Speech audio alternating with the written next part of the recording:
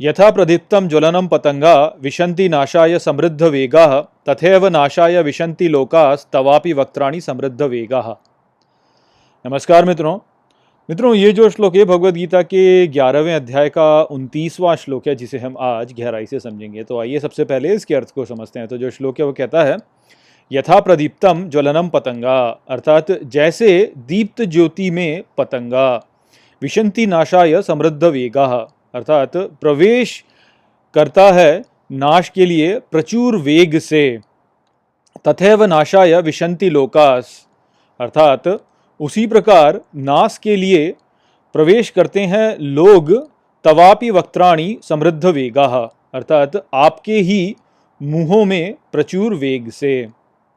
तो यहाँ पर अर्जुन पुनः ये बता रहे हैं कि किस प्रकार से सभी जीव जंतु या सभी भूत वह अंत में श्री कृष्ण में ही प्रवेश करते हैं।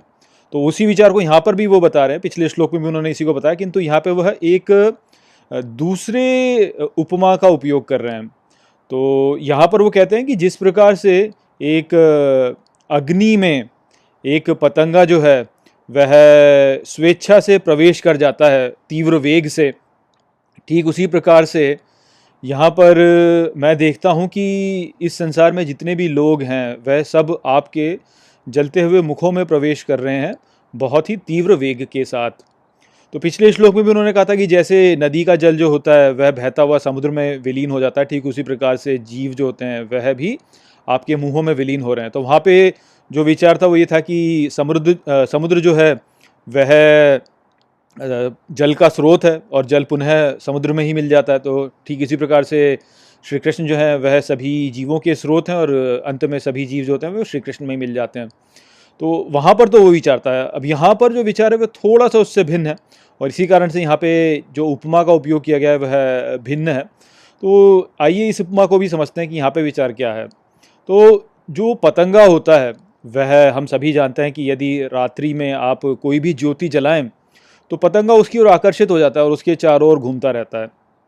तो ऐसा वास्तव में क्यों होता है? ऐसा वास्तव में इसलिए होता है क्योंकि पतंगा जो है वह रात के समय जब एक स्थान से दूसरे स्थान पर जाता है तो इस प्रक्रिया में वह चंद्रमा के प्रकाश का उपयोग करता है। चंद्रमा के प्रकाश से जो छाया उत्पन्न होती है उसके द्वारा वह अपने दिशा बोध को प्राप्त करता है। अब यदि कोई मनुष्य अग्नि जला दे, कोई किसी भी प्रकार से ज्योति जला दे, तो वो जो चंद्रमा का प्रकाश था जिसका उपयोग पतंगा कर रहा था वह उसका उपयोग फिर कर नहीं पाता और वह उस प्रकाश से भ्रमित हो जाता है। तो अग्नि का जो प्रकाश होता है वह उसको पूर्ण रूप से भ्रमित कर देता है और इसी कारण से पतंगा जो होता है वह अपने बोध के बिना सीधा ही जो है वह उस अग्नि में प्रवेश कर जाता है। तो होता ही है कि पतंगा जो होता है उसको बोध ही नहीं होता कि वास्तव में उसके साथ में क्या हुआ। वह केवल अपने जो उसके संस्कार हैं जिसके द्वारा वह रात के समय अपना दिशोबोध प्राप्त करता है, वह केवल उसका उपयोग करके अग्नि में प्रवेश कर जाता है। उसको पता ही नहीं चलता वास्तव में कि वह अग्नि में प्रवेश कर गया, किंतु वो कर जाता है।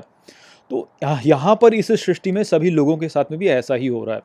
वास्तव में यहाँ पर इस संसार में सभी लोग ये सोचते हैं कि वह अपने जीवन के नियंत्रण में है, वह जो चाहें जैसे चाहें कर सकते हैं। इस प्रकार से सोचते हैं कि मैं जानता हूँ कि क्या कर रहा हूँ, मैं कर रहा हूँ, मैं कर रहा हूँ, इस प्रकार से सोचते हैं। तो वो यही सोचते हैं कि कर्ता मैं हूँ, नियंत्रण में मैं हूँ, किंतु वास्तव में ऐसा है नहीं।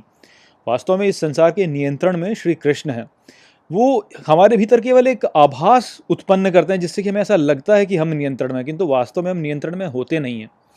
तो ये जो स्थिति है उससे वास्तव में यही होता है कि लोग यहाँ पर सभी भ्रमित होते हैं। उन्हें पता नहीं होता कि उनके साथ में क्या हो रहा है। योग माया के कारण वह भ्रमित रहते हैं और वह कभी भी नहीं समझ पाते कि उनके साथ में हो क्या रहा है, क्यों उनके साथ में जो भी कुछ हो रहा है वो ऐसे ही हो रहा है। और वो अपने जीवन में अपने कार्य करते जाते हैं, अपने भोग के लिए काम करते हैं और कुछ प्राप्त करने के लिए कार्य करते हैं या अपने लिए कुछ कार्य करते हैं, अपनी संपत्ति खड़ी करेंगे, अपना मान प्रतिष्ठा को विकसित करेंगे, इस प्रकार के कार्य वो करते हैं। किंतु अंत में होना क्या है? इस सब का अंत में ये सब तो नष्ट ही होना है और नष्ट होकर के यह श्री कृष्ण में ही विलीन होना है। तो इस बात का भान लोगों को हो नहीं पाता। तो ठीक जैसे पतंगा जो है वो भ्रमित होता है, भ्रमित होकर के वो सीधा अग्नि में प्रवेश कर जाता है, ठीक इसी प्रकार से विनाश जो भी कुछ कर रहा है यहाँ व्यक्ति उसका सबका विनाश होना है। व्यक्ति को पता नहीं है इस बारे में, उसको इस बात का बोध नहीं है कि जो भी कुछ वो कर रहा है वो सभी वास्तव में अंत में नष्ट होएगा और श्री कृष्ण में प्रवेश कर जाएगा। तो इसका भान व्यक्ति को होता नहीं, और पतंगे की जैसे ही जो है लोग अपना कार्य करते जाते हैं, अपने संस्कारों के द्वारा कार्य करते जाते हैं और जो श्री कृष्ण के ज्वलन मुख हैं उसमें प्रवेश कर जाते हैं। क्योंकि लोगों को पता ही नहीं होता कि जो भी कुछ वो यहाँ पे कर रहे हैं, जो भी धन प्राप्त करने का प्रयास कर रहे हैं, प्रतिष्ठा प्राप्त करने का प्रयास कर रहे हैं, संतान प्राप्त करने का प्रयास कर रहे हैं, अपनी कुल को बढ़ाने का प्रयास कर रहे हैं, राष्ट्र को बढ़ाने का प्रयास कर रहे हैं, वो सब अंत में श्री कृष्ण में ही प्रवेश कर जाएगा, क्योंकि वो सब नष्ट हो जाएगा अंत में। तो वो जो भी कार्य था वो सभी वास्तव में व्यर्थ हो जाएगा अंत में। तो जैसे पतंगा का विनाश हो गया, ठीक उसी प्रकार से व्यक्ति का भी विनाश हो जाएगा इस प्रकार से। तो बिना कुछ जाने, बिना ये जाने सभी व्यक्ति ऐसे ही जो है प्रवेश किए जा रहे हैं श्री कृष्ण के ज्वलते हुए मुखों में। तो यही यहाँ पर अर्जुन देख रहे हैं। तो यही विचार था। आशा करता हूँ कि मैंने इस विचार को आपको अच्छे से समझा दिया होगा। चलिए इसी के साथ इस वीडियो को यहीं पे समाप्त करते हैं। नमस्ते।